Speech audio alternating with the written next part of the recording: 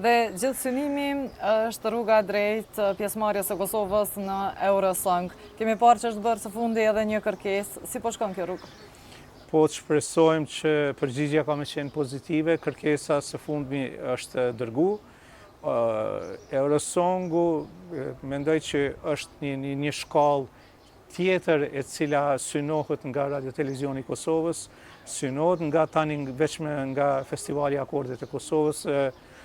Besoj që në momentin që Kosova të pranohet në Eurosong, normalisht automatikisht hapet rruga edhe për Eurosongun për Tritën apo Junior Eurovision.